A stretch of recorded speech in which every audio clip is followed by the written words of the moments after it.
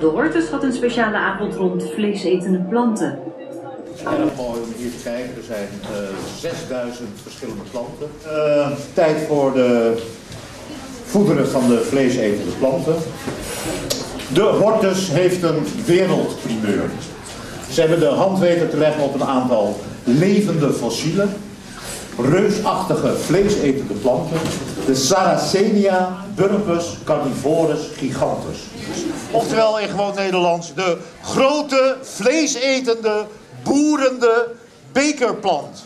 Mensen met een voederpakketje graag naar voren komen, wil ik het een of ander uitleggen. Het voederen gaat zo beginnen. Wat? Oh, oh nee, het voederen kan niet doorgaan. Er zijn weer mensen geweest die zelf eigen meegebrachte zaden, fruit en groenten aan de planten hebben gegeven. Ondanks uitdrukkelijke waarschuwingen dat dat niet kan. De planten leven op een strikt dieet. En groenvoer zit daar zeker niet bij. Daar worden ze zelf erg agressief van. Het zijn carnivoren en geen kannibalen. Dit heeft een dronken onruststoker uit Zutphen 2 vingers gekost. Even kijken over onze sponsor. Slagerij van Kampen voor het vers bedorven slagafval. En als u kunt op de pakketjes zien, het is houdbaar vanaf vandaag. Maar ik wil u toch niet helemaal teleurstellen.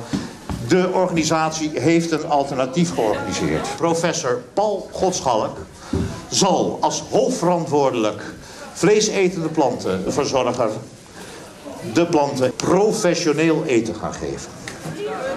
Gaat de planten toch niet teleurstellen? Ik kan u even uitleggen waarom de planten boerende bekerplanten heten. Het boerfenomeen berust op het gegeven dat er supersnelle vertering van de planten gepaard gaat met de nodige gasvorming. De maagsappen maken methaangas. Daarom staan de planten ook in een goed geventileerde ruimte. Er bestaat namelijk ontploffingsgevaar. Bovendien is er een enorme stank. Wij hebben ervoor gezorgd dat er een cameraman is die professor gaat volgen. Dat u dit allemaal live kan volgen op deze schermen. Het is toch wel leuk om te vertellen wat er misschien allemaal in die pakjes zit. Ja, je kan een beetje hier blijven, dan kun je het op het scherm beter zien. Zultkopkaas, opblaasschal, altweesklierkwap, darmvlokken, niersteenkruid, loopblaas en gezeemballetjes, geperforeerde maagzakjes en kadavervlok. Het stinkt trouwens behoorlijk in die kassen bij de vleesetende planten. Er komt een soort rotte eierlucht vrij bij de fermentatie van het voedsel. Ik kan u nog wel vertellen dat de planten een gigantische hoeveelheid ontlasting geven. Wij hebben een gepatenteerd HSVSSS-riool, een High Speed Vacuum Shit-Sucking System. We willen de boel wel graag CO2-neutraal houden. Met grote uitwerpingen.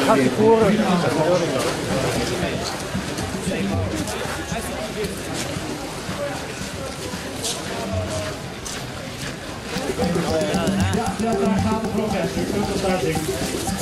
Daar gaat hij.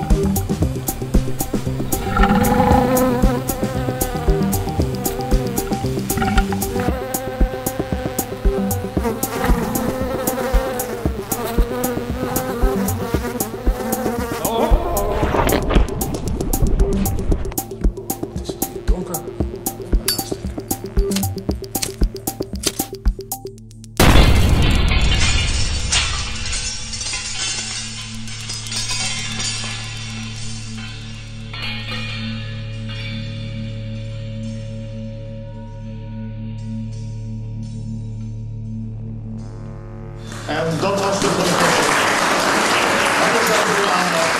Ook op Jan van de Vendeltijd in de hotels, de Pauwkast, de Klimaatgast. Er is ook nog een flora-sonora voorstelling in de Rode Vrieszaal.